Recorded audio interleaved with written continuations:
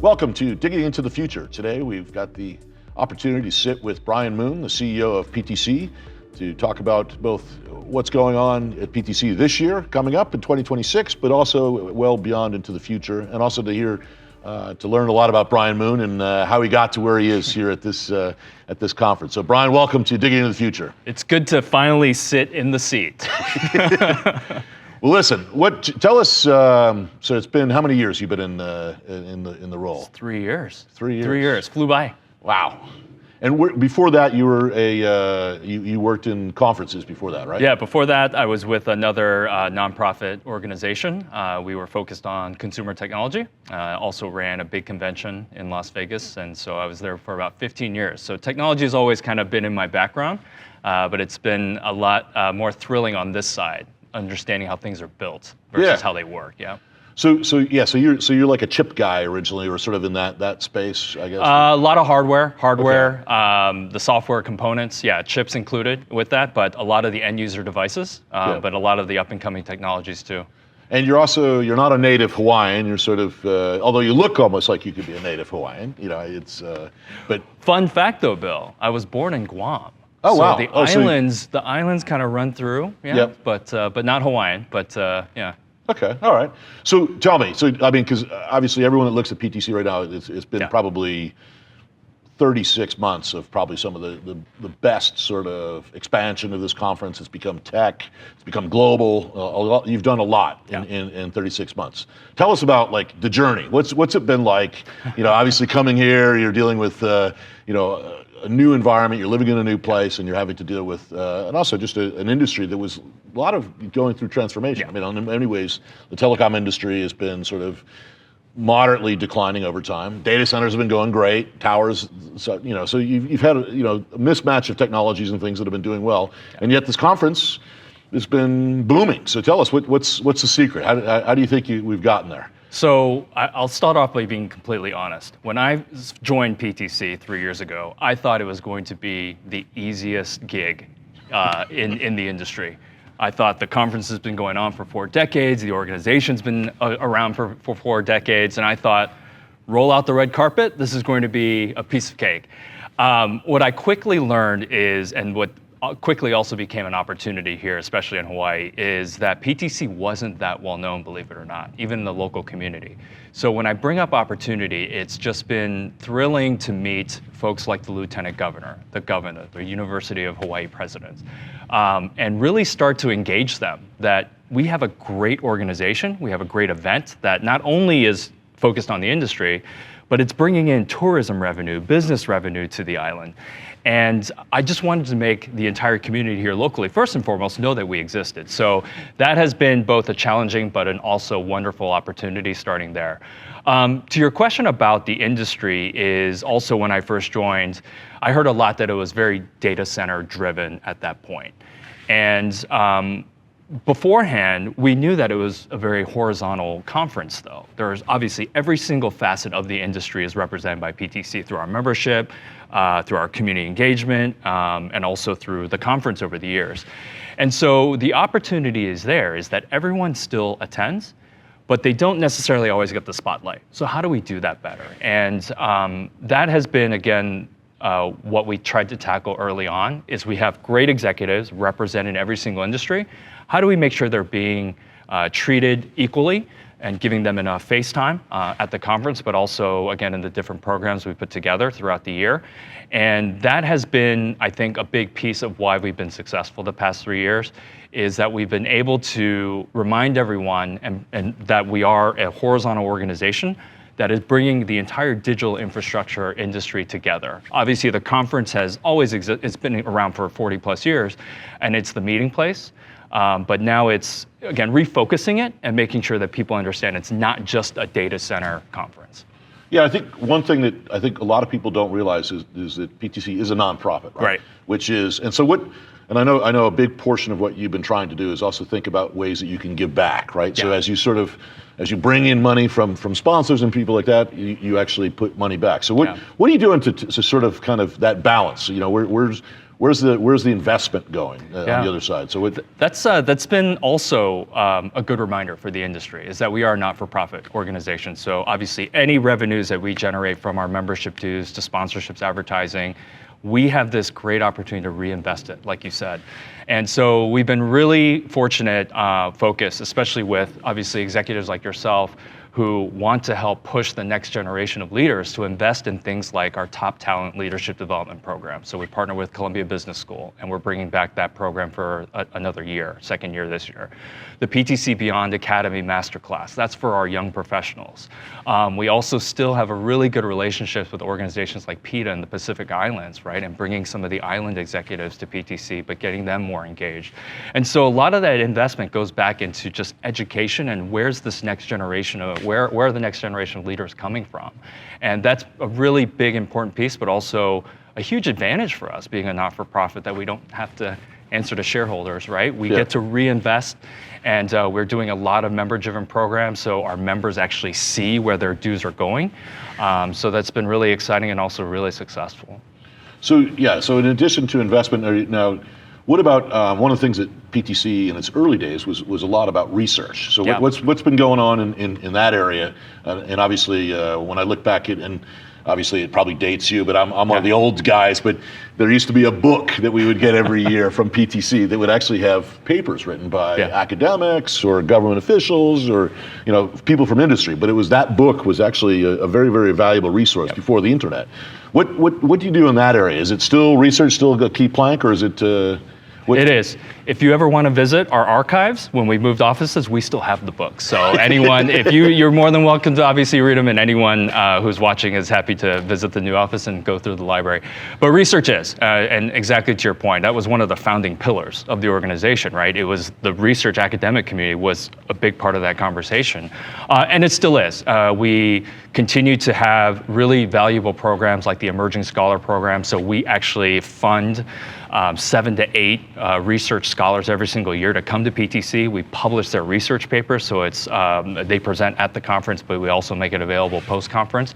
But we're also actually, one of the things by the time this video probably airs is that we've invested in a new research study that's going to be focusing on the retail model, specifically in Tonga. So that's going to be a first target for us, and we think that'll be a good benchmark to lead up into other research projects that we'll do. So research continues to be a big focus for us.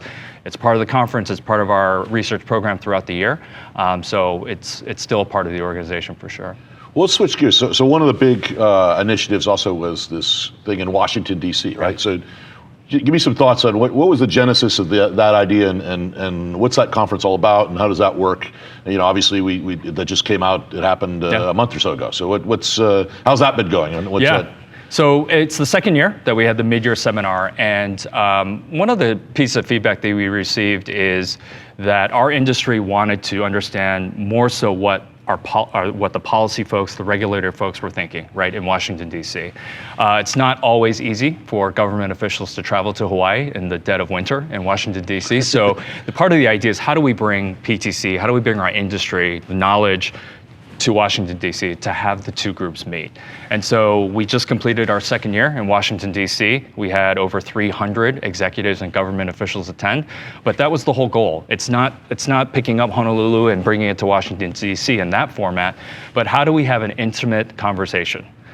Key executives from both sides, meeting, discussing, sharing ideas, what keeps them up at night, and to have really important conversations, because they're making decisions, right? They need to, the government leaders need to understand what's going on in our industry, and the industry needs to also, on the flip side, teach them on what's on their mind and what's driving the next wave of technology and what's our industry going to look like 5-10 years from now.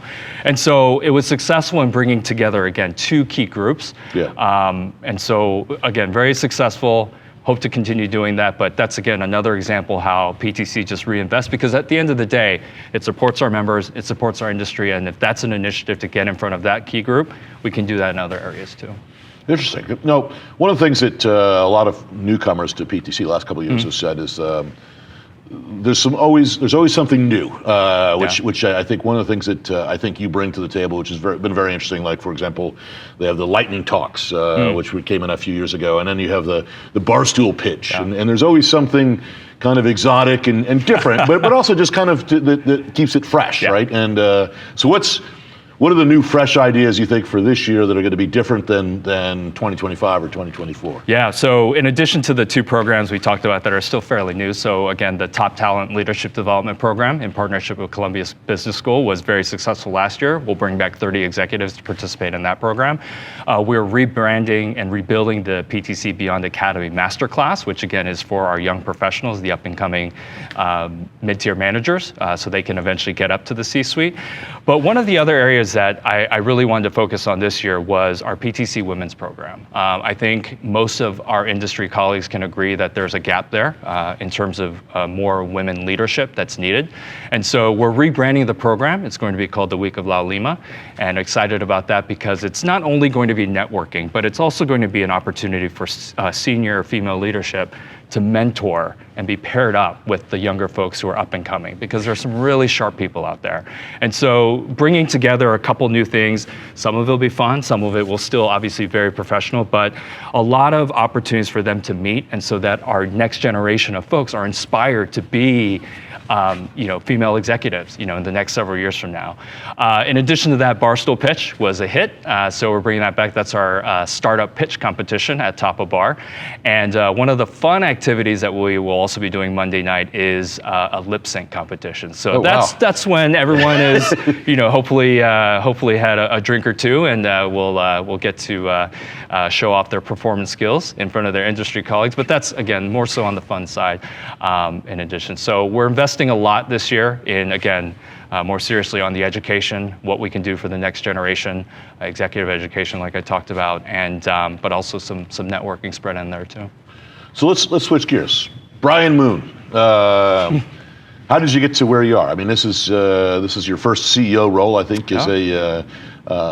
just walk us through your career. Like, how did you, where'd you go to high school? I think you're from Virginia originally, right? And then tell us about the path, sort of how you got here, and just because I think a lot of our viewers want to hear about it, and there's a lot of people that aspire to do what you're doing right now and bringing energy to a big conference like this and being a great leader like that. So as I mentioned at the beginning, born in Guam, but the family moved to Northern Virginia when I was very young. So Northern Virginia is home.